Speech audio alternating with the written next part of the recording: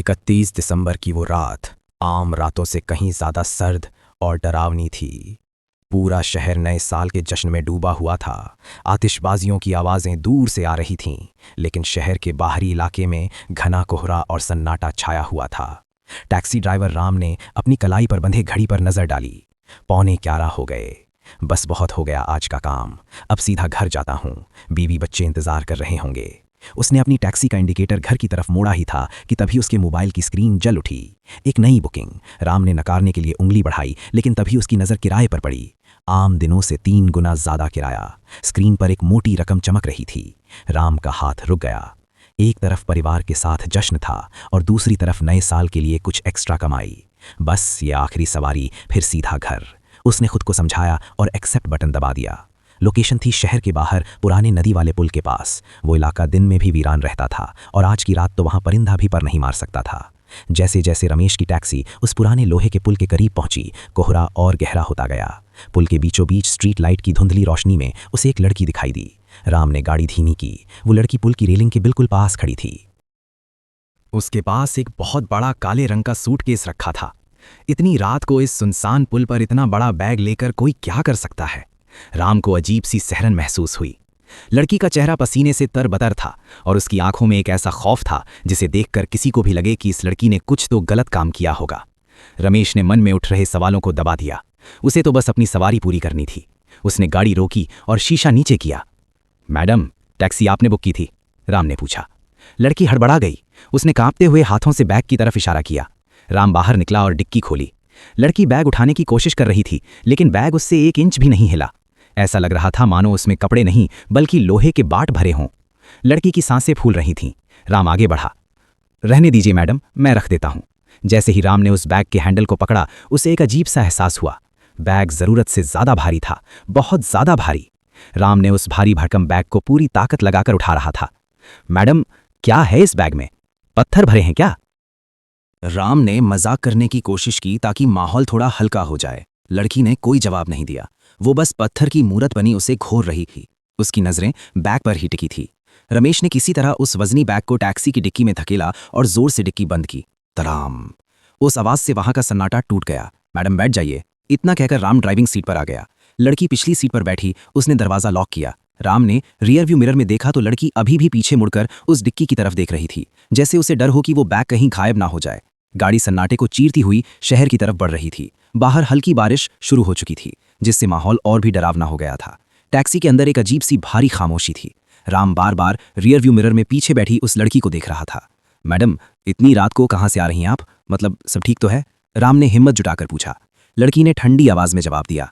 मैं एक पुराने दोस्त से मिलने गई थी, या यूं कहो हिसाब बराबर करने। हिसाब? राम चौंका। हाँ, हिसाब। हिसाब मतलब अगर बुरा ना माने तो किस बात का हिसाब मैडम? लड़की ने खिड़की से बाहर देखते हुए अपनी बात आगे बढ़ाई। मैं एक लड़की से बहुत प्यार करती थी। ओह, तो फिर झगड़ा हो गया क्या? वो कहता था हम भागकर शादी करेंगे। 31 दिसंबर की रात, नया साल, नई जिंदगी। मतलब आज ही की रात? नहीं, पिछले साल 31 दिसंबर की रात, ठीक इसी वक्त। राम चौंका। उसने सोचा कि पिछले साल की बात ये औरत आज मुझे क्यों बता रही है, लेकिन उस पर ज्यादा ध्यान ना देते हुए उसने पूछा, तो आगे क्या हुआ? उसने मुझे उसी ब्रिज पर बुलाया था जहां से तुमने मुझे आज पिक किया। जब मैं वहां पहुंची तो वहां उसके 2-3 दोस्त भी थे। राम चुपचाप सुनता रहा। खूब पार्टी की उन लोगों ने, शराब पी, शोर मचाया और फिर वो लोग चले गए। बाद में वहां सिर्फ मैं थी और वो। लड़की की आवाज अब थोड़ी सख्त हो गई थी। अकेला पाकर उसने मेरा फायदा उठाने की कोशिश की। वो जबरदस्ती करने लगा।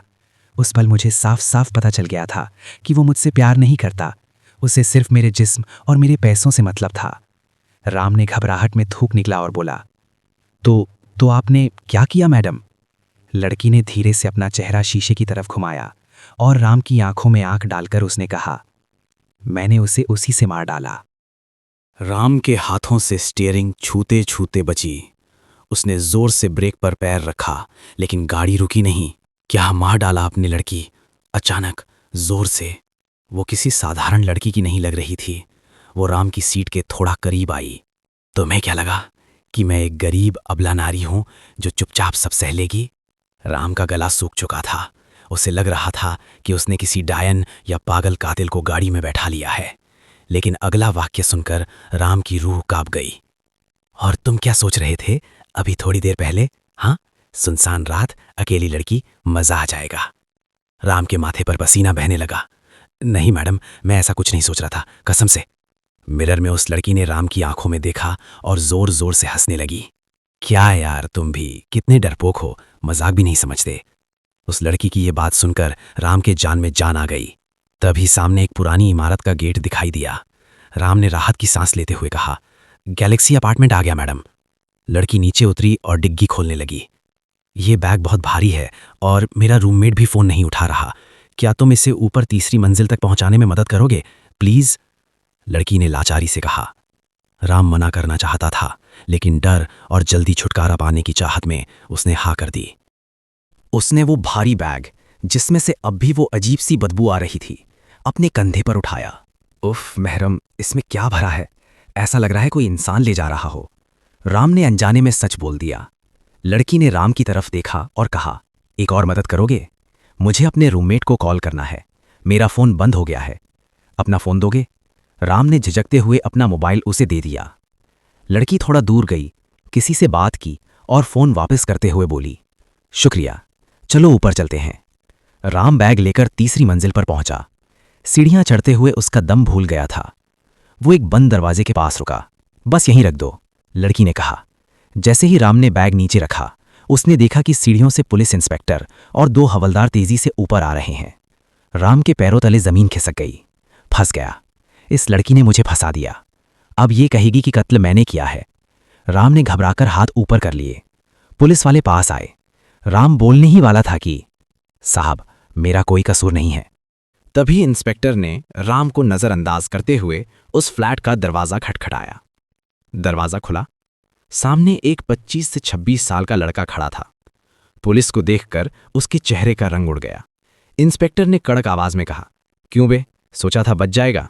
सिपाही ने उस भारी बैग की चेन खोली। राम की नजर बैग के अंदर गई और उसकी चीख निकल गई। बैग के अंदर उसी लड़की की लाश थी जो अभी राम के साथ टैक्सी में आई थी। उसका शरीर नीला पड़ चुका था और गले पर निशान थे। राम ने हड़बड़ाकर पीछे देखा। वो लड़की वहां नहीं थी। इंस्पेक्टर ने उस लड़के को हथकड़ी लगाते हुए राम से कहा, शुक्रिया दोस्त, अगर तुम सही समय पर अपने फोन से पुलिस कंट्रोल रूम में कॉल करके लोकेशन नहीं बताते तो ये सीरियल किलर इस लाश को भी गायब कर देता। ये अब तक 4 लड़कियों को मार चुका है। राम सन्न रह गया। कॉल साहब, मैंने कॉल नहीं की, वो तो उस लड़की ने। तब राम को याद आया, उस लड़की ने उसका फोन मांगा था। उसने रूममेट को नहीं बल्कि पुलिस को फोन किया था, अपनी ही लाश बरामद करवाने के लिए। पुलिस मुजरिम और लाश को लेकर नीचे चली गई। राम बदहवास सा वहां खड़ा रहा। कांपते पैरों से वो नीचे आया और अपनी टैक्सी में बैठा। टैक्सी में बैठा, उसका पूरा शरीर पसीने से भीगा हुआ था।